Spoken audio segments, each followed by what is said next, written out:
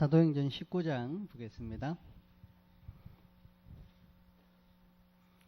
19장 1절에서 7절까지 한 절씩 교독하겠습니다. 사도행전 19장 1절에서 7절입니다. 제가 한 절 읽겠습니다. 아볼로가 고린도에 있을 때에 바울이 윗지방으로 다녀 예배소에 와서 어떤 제자들을 만나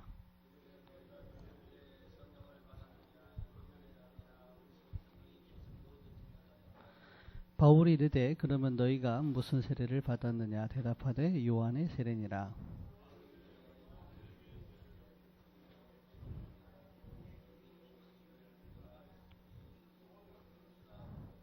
그들이 듣고 주 예수의 이름으로 세례를 받으니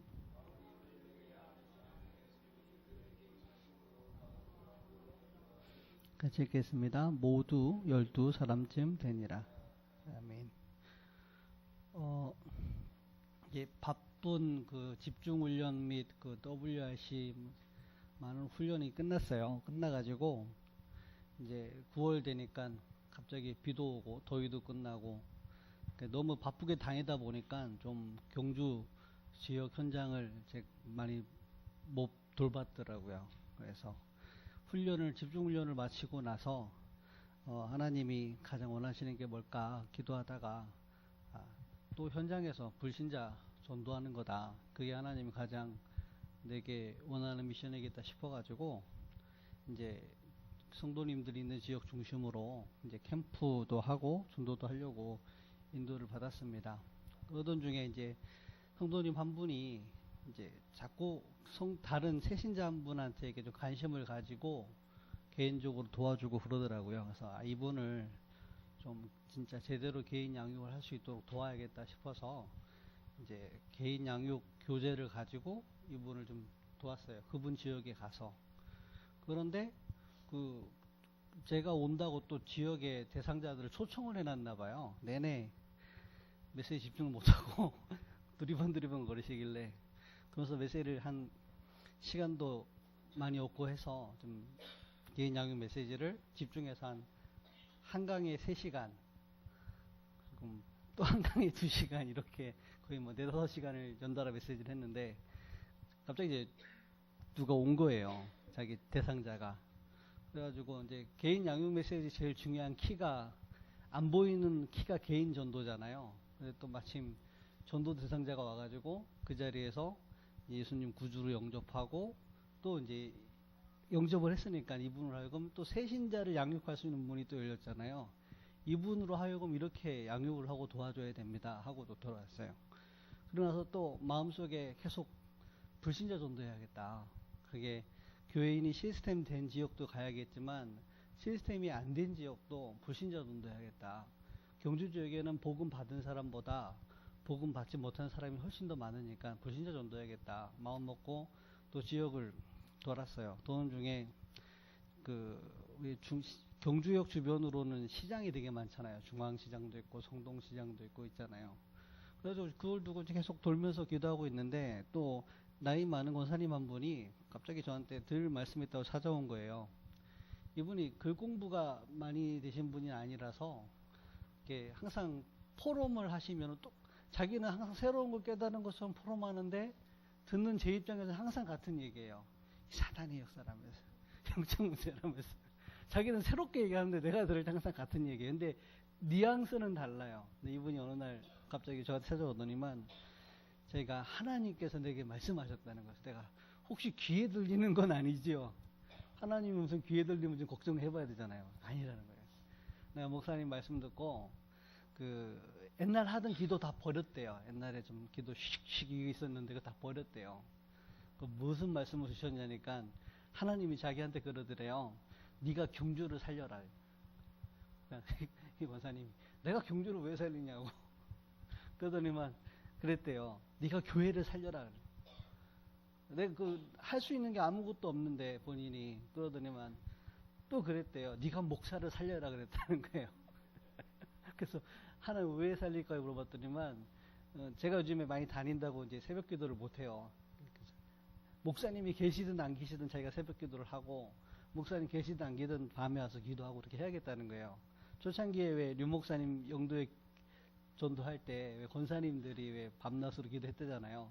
자기가 그걸 해야 되겠다는 거예요.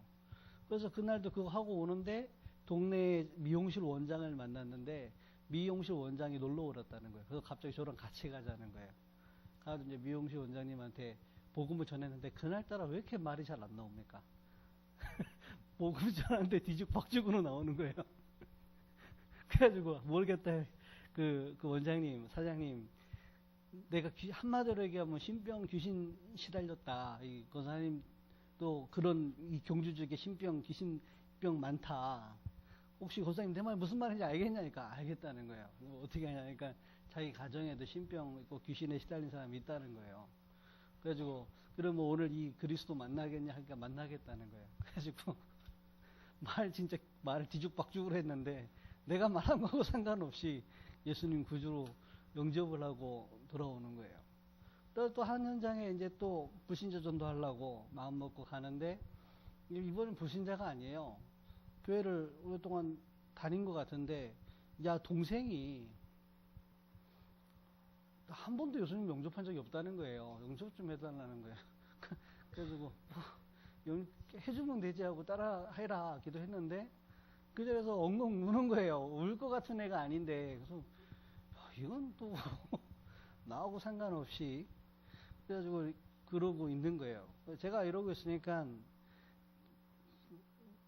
불신자 전도를 하자. 교회 안에 성도님 안에 또 미션홈 안에 계속 그 얘기를 하니까 또 한 분이 교회 이제 계약건 때문에 건물주를 만나가지고 계약건 때문에 갔는데 그날따라 이 건물주가 자기 인생 얘기를 힘들다 어렵다 얘기를 주렁주렁 하는 거예요. 전에 만났을 때는 굉장히 이렇게 자기 괜찮고 자기 교회 다녀봤고 이랬는데 그래가지고 보사님이 처음으로 자기 인생 스토리를 쫙 얘기를 했대요.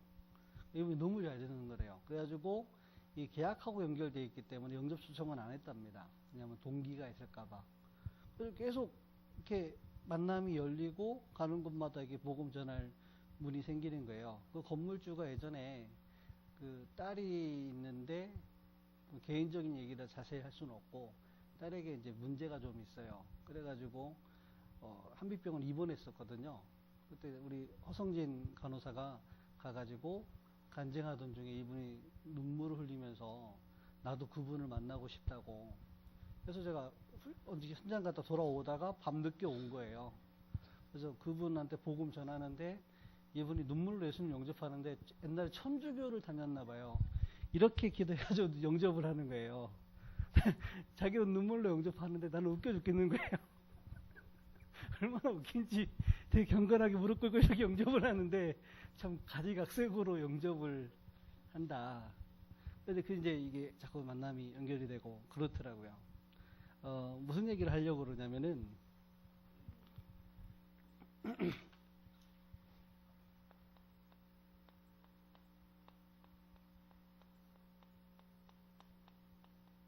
한 사람만 정말로 복음이 깨달아지고 영적 상태가 바뀌어지면 하나님은 계속 복음의 문을 여시거든요.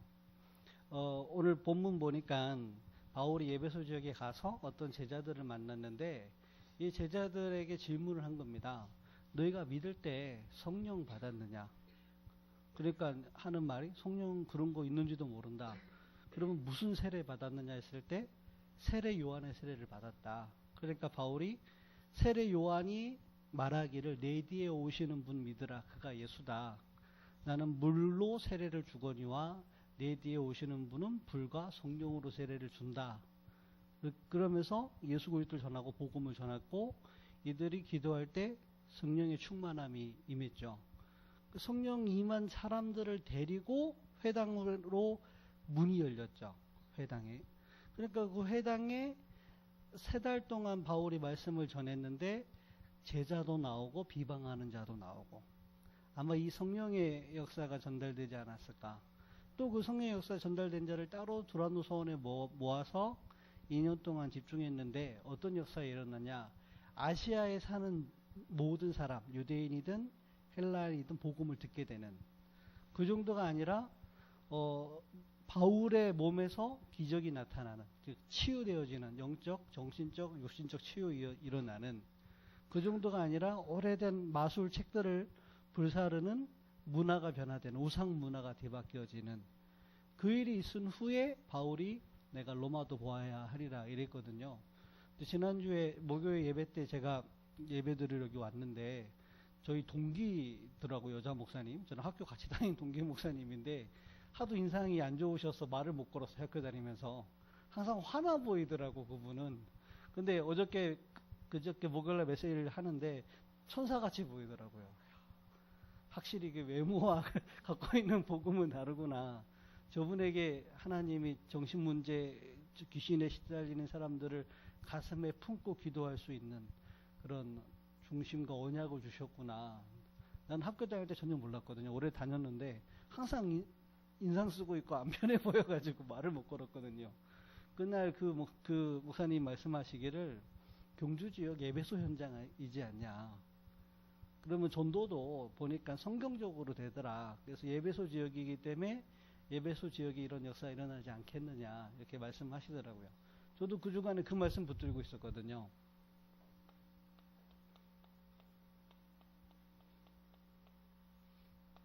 사도행전 1장 8절 보니까 오직 성령이 너희에게 임하시면 너희가 권능을 받고 권능을 받으면 예루살렘, 온 유대, 사마리아 땅끝까지 이르러 내 증인이 되리라 말씀 주셨고 그 약속대로 마가다락방에 성령이 역사하셨고 바울이 그 자리에는 없었는데 이 비밀을 알고 오늘 에베소 지역에 만나던 제자들에게도 이걸 물어본 거죠. 믿을 때 성령 받았느냐. 이 부분을 간단하게 시간이 많지 않기 때문에 전달하고자 합니다.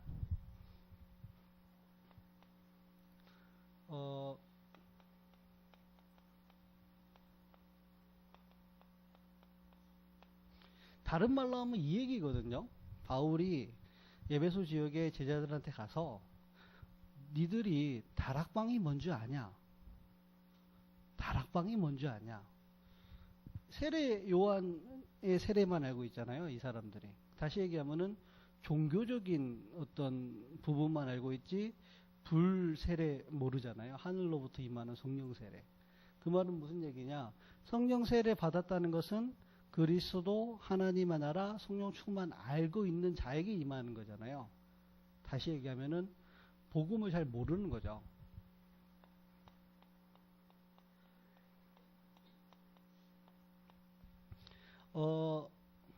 복음을 안다는 것은 이제 그리스도를 안다는 거죠. 그리스도를 안다는 것은 하나님이 왜 그리스도를 보내야만 했는가?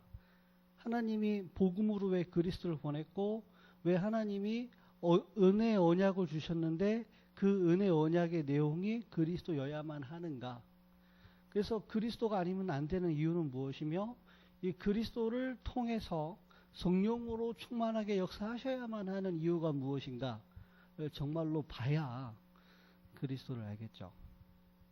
그래서 유 목사님 메시지는 이렇게 나와요. 12가지 문제.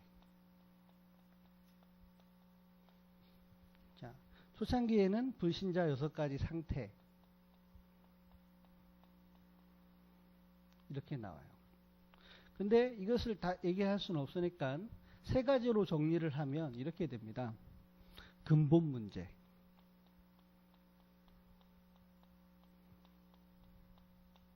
창세기 3장 문제죠. 뭐죠? 사단에게 속아서 하나님께 범죄하고 하나님을 떠나버린 겁니다. 그런데 그게 문제가 아니죠. 그때부터 인간이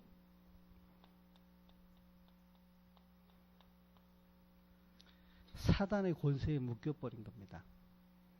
이것을 사람들이 창세기 3장에 일어난 일이라 생각하지만 지금도 같은 상태가 있거든요. 지금도 사단은 하나님 떠나 원죄 가운데 있는 자, 다시 얘기하면은 그리스도를 정확하게 모르는 자에게 그 사람의 운명을 붙들고 실제로 역사하고 있거든요. 그래서 하나님은 그리스도를 보내야 되거든요. 그리스도만 보내면 안 되고 성령으로 그 사람의 영혼, 생각, 마음, 삶에 충만하게 역사하지 않으면은 구원 받았음에도 불신자 상태는 남아 있잖아요. 저는 그렇더라고요. 예수 그리스도를 영접하고 큰 은혜 받았는데 내 환경으로 돌아가고 과거의 상처에 건들렸을 때 과거의 영적인 문제와 과거의 영적 상태가 내게 드러나는 걸 봤어요. 나는 나를 보면 볼수록 소망이 없구나. 나는 안 되는구나. 순간순간 사단이 역사하는데, 그래서 항상 그리스도에 대고 그리스도께서 보내신 성령으로 항상 충만하지 않으면 나는 언제든지 과거로 돌아갈 수 있는, 성령 충만은 어떤 한 번 되게 세게 체험하는 것이 아니라 날마다 순간마다 그리스도 안에서 성령의 충만함 받지 않으면 안 된다는 것을 저는 알거든요. 사단은 24시 잠도 주무시지 않고 두루 다니면서 우리가 염려하고 불신하고 복음 놓쳤을 때 계속 역사하거든요. 사단이 실제고 사단이 부리는 귀신과 악령이 실제라면 그리스도를 통해서 역사하시는 그리스도의 영, 성령의 역사도 실제거든요. 다시 얘기하면은 바울이 이들에게 말했어요. 네가 성령을 받았느냐? 그 얘기는 반대로 얘기하면 네가 실제 영적 문제, 사단의 악령의 문제를 네가 아느냐? 그래서 그리스도여야만 하고 그리스도의 영, 성령이어야만 하는 이유를 네가 아느냐? 그래서 우리의 영적 상태가 바뀌지 않으면 절대로 영적인 문제 해결 안 될 뿐더러 그 현장에 복음을 증거하는 문은 안 열립니다. 열심히 해서 전도되는 것과 성령의 역사로 전도되는 건 다르거든요. 자, 이것이 가문을 타고 가정 속에 눈에 보이지 않게 흘러오거든요. 그걸 우상이라고 하고, 우상 배후에는 분명히 귀신이 역사합니다. 우상 배후에는 분명히 귀신이 역사합니다. 근데 이 우상 속에는 꼭 눈에 보이는 형상 우상도 있지만 종교 우상도 있어요. 그 가문에 알게 모르게 흐르는 대물림이 있어요. 실제거든요. 이거는 귀신이 실제 역사하거든요. 그래서 사람들이 아는데 잘 모르는 것 같아요. 알면은 싸울 텐데, 가문과 자가정에 흘러오는 영적인 문제가 있잖아요. 상처 속에 내 속에 깊이 심어놓은 영적 문제 있잖아요. 그 속에 귀신이 통로로 역사하잖아요. 정말로 알았더라면 그리스도로 싸울 텐데 영적 싸움이 안 되는 거예요. 한번 영접했으면 끝났다고 생각하는데 정말로 그렇던가요? 신분은 바뀌었지만 사단의 권세는 꺾였지만 사단의 활동은 계속됩니다. 특히 내 속에 복음으로 바뀌어지지 않은 가문에 흐르는 사상, 가문에 흐르는 정신, 우상 숭배, 종교 생활이 내 안에 남아 있다면 귀신은 그걸 통로로 얼마든지 역사합니다. 이거 실제로 봐야 꺾이거든요. 그러면서 이것이 내게 드러난 영적 문제, 내게 주기적이고 반복적인 문제를 가져다 주는 겁니다. 영적 문제의 특징이 주기가 있고 반복되고 점점 심해집니다. 그래서 해결하려면 할수록 더 미궁에 부딪히고 난간에 부딪힙니다. 그게 영적 문제예요. 주기가 있어요. 경제 문제가 주기적으로 옵니다. 반복적으로 옵니다. 점점 심해집니다. 알코올 문제, 중독 문제, 여러 가지 음란 문제, 여러 가지 이상한 문제가 원치 않는데 주기적으로 반복적으로 오고 나를 어디까지 몰아가느냐면 나를 한계까지 몰아갑니다. 감당이 될 때는 숨기고 있죠. 근데 아무리 숨겨도 숨길 수 없는 상태가 오는데 드러나요. 주변이 알게 됩니다. 드러나는 정도가 아니라 나중에는 나를 사로잡습니다. 이게 정말로 보면은 좌절하게 돼요.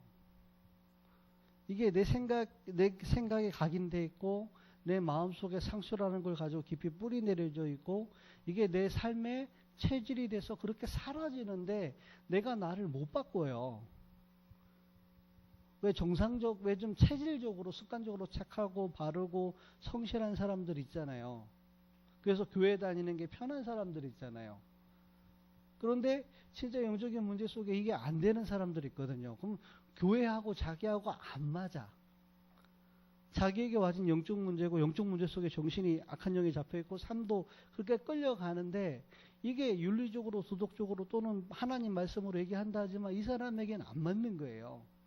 뭔가 생각에 마음에 상처라는 걸 가지고 사단이 자꾸 주기적 반복적으로 문제를 끌어가는데 이게 사람들이 보는 시선도 둘째치고 자기 자신이 자기를 보는 시선이 너무 힘들기 때문에 포장하고 이중 삼중 생활을 살아야 됩니다. 너무 고통스러운 거예요. 제가 그랬거든요. 겉으로는 착하고 학교 가면 맨 앞자리라 선생님한테 사랑받는데 집에 돌아가서는 욕에 뒤죽박죽이 돼가지고 내가 내 자신을 모르겠는 거예요. 그래서 하나님이 그리스도를 보내주신 겁니다. 그리스도여야만 합니다. 그리스도가 아니면 마귀의 일을 멸할 자가 없어요. 마귀가 들어오는 통로가 죄란 말이에요. 죄와 사망의 법에서 해방할 자가 없어요. 그리스도가 아니면 하나님 만날 수 없고 그리스도가 아니면 성령이 역사하지 않습니다. 그 그리스도로 오신 분이 바로 예수죠. 아무나 그리스도 할 수 없잖아요. 여자의 후손, 남자의 후손은 안 됩니다. 여자 중에 아줌마가 있기 때문에 처녀가 잉태해야 됩니다. 그리고 그리스도는 반드시 우리의 죄를 인하여 대신 죽으셔야 됩니다. 그가 찔림은 우리의 허물을 인하며 그가 상함은 우리의 죄악을 인함이라. 그가 징계를 받음으로 평화를 누리고 채찍에 맞음으로 나음을 입었도다. 그렇죠? 그리스도는 반드시 부활해야 됩니다. 주의 거룩한 자로 썩음을 당치 않게 하셨나이다. 그죠? 그리스도는 반드시 승천하셔서 보좌의 권세에 앉으셔야 됩니다. 원수가 내 발등상이 되기까지 내 우편 보좌에 앉아 있으라. 그리스도는 반드시 성령을 보내줄 수 있는 분이어야 됩니다. 주의 크고 두려운 날이 이르기 전에 누구든지 주의 이름을 부르는 자는 구원을 받을 것인데 남종 여종 모든 육체에 성령을 물붓듯이 부어주리라. 예언대로 오신 분이 그리스도인데 그렇게 오신 분이 바로 예수죠. 예수께서 그 약속대로 오시면서 요한복음 19장 30절에 말씀하시기를 내가 다 이루었느니라. 모든 언약을 이루셨기 때문에 그래서 그리스도로 오신 예수의 이름으로 성령이 임하는 거죠. 바울이 정통한 복음을 전한 거예요.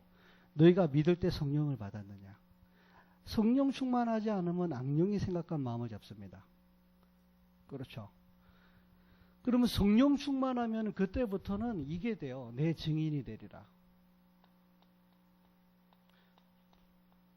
이 영적인 상태가 바뀌는 한 사람을 통해서 하나님은 오래된 영적인 문제를 해결하기 시작하십니다. 개인의 문제. 이때부터 응답이 오는데 어떤 응답이 오냐면은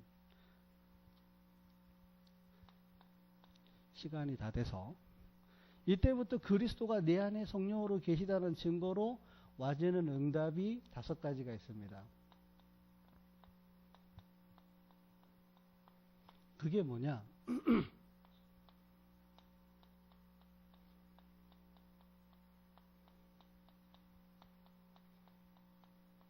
영적 상태가 달라져요. 전에는 마귀 자녀였습니다. 그렇죠? 노이아비 마귀. 그래서 하나님의 말씀을 들어도 자기 중심으로 듣기 때문에 복음으로 안 들립니다. 그렇죠? 에베소서 장 1절에 전에는 허물과 죄로 영이 죽었기 때문에 영적인 말씀 못 알아듣습니다. 근데 영이 살아났다는 증거로 어떻게 되냐면은 하나님의 말씀이 말씀으로 들리는 거예요. 말씀 들어라. 예배 회복해라. 알죠. 해야 된다는 거 알죠. 근데 하고 싶지 않고 그 자리에 가도 안 들린다니까요. 심각한 사람은 졸려요. 조는 정도가 아니라 거의 그 예배 시간에 코마 상태에 빠집니다. 자기와 상관없이 깊은 잠이 자기를 사로잡습니다. 영적 상태거든요. 영적 상태거든요. 악령이 못 듣게 하거든요. 그런데 희한하죠. 복음의 말씀이 들리기 시작합니다. 달라진 게 하나도 없어요. 신분이 달라졌고 성령이 내 안에 오셨는데 그 성령께서 복음의 말씀이 들리게 하는 거예요. 이때 영적인 치유가 일어납니다.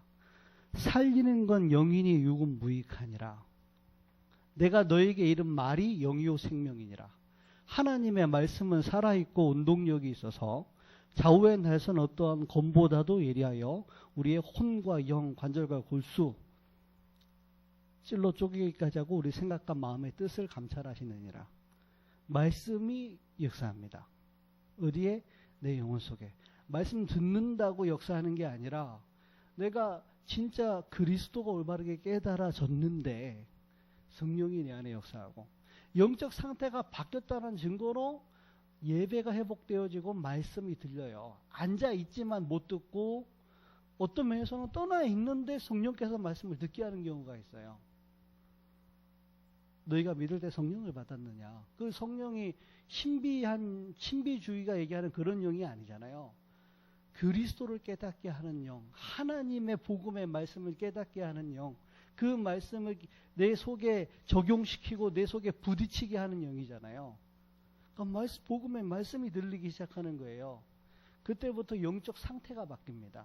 뭐가 달라지느냐? 이런 나와 하나님께서 함께 하시는구나.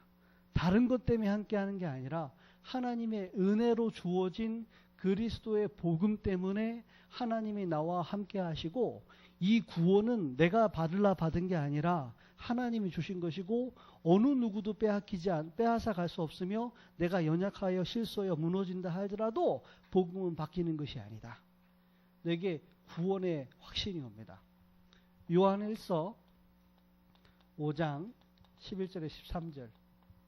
이게요, 내가 잡으려고 한다고 잡고 확신 가져라 한다고 가져지는 게 아니라 이게 바뀌었는데 영적 상태가 달라지면서 말씀이 내게 확신으로 역사하는 거예요. 또 증거는 이것이니 아들이 있는 자에게 생명이 있고 하나님의 아들이 없는 자에게 생명이 없느니라. 그렇죠. 이때부터요, 영적 상태가 달라져요. 희한하죠. 그때 뭐가 딱 보이느냐? 내 과거가 이 영적 문제 속에 그럴 수밖에 없었구나. 내 자신이 용서가 되고 내 자신이 이해가 되고 나에게 과거에 상처를 줬고 나를 무너뜨렸던 사람들이 이해가 되고 이해가 되면서 용서가 되고 진짜 감사가 회복되어집니다. 만약 그런 문제가 아니었던들 내가 진짜 이 문제 알았을까? 그 속에서 내가 그리스도 알았을까? 그리스도 안에서 역사하시는 예수의 이름으로 역사하시는 성령의 역사를 내가 알았을까? 내 과거가 이해가 되고 발판이 됩니다. 이때부터 내 속에 인생 스토리가 나오는 거예요. 인생 스토리를 정리하라고 정리하는 게 아니라 과거가 상처가 돼 있고 과거가 이해가 안 되고 과거를 들춰내고 싶지 않은데 인생 스토리 해라 그러면 포장해야 되잖아요. 근데 이때부터는 이게 간증이 되는 겁니다. 그러면서 오늘이 최고의 축복의 날, 하나님이 나와 함께 하시고 하나님의 계획을 이루는 응답의 날이라는 거죠. 모든 날이. 이가 안 되면 그날이 그날입니다. 그 속에서 나의 미래가 하나님의 언약을 이룰 성취로 보이기 시작해요. 이게 영적 상태가 달라집니다. 가장 큰 응답이죠. 그럼 이때부터 하나님은요, 알고 계세요. 만남의 문을 열어줍니다. 전에는 안 보이던 만남이 보여요. 내 영적 상태가 달라졌을 뿐인데 상대가 보이고 이 만남이 보여요. 그래서 무슨 말을 해야 되고 어떻게 인도받아야 되는지 답이 보여요. 내가 만나는 게 아니라 하나님이 만남의 문을 열어주십니다. 그렇게 하려고 애를 쓰고 몸부림쳐도 안 되던 전도의 문이 열립니다. 그렇게 막혔던 모든 응답의 문이 이때 열립니다. 이 성경이 사실이구나. 성령 충만 받았는데 2장 9절에 11절에 15개국의 사람의 문이 열렸잖아요. 아나니아가 기도하고 있었을 뿐인데 하나님 직접 바울을 꺾어가지고 붙여버린 겁니다. 심지어 예수님께서 아나니아에게 도로명 주소까지 알려주잖아요. 집가라 하는 거리로 가라. 거기서 유다 사람의 집을 찾으라. 사울이라 이름하는 사람을 찾으라.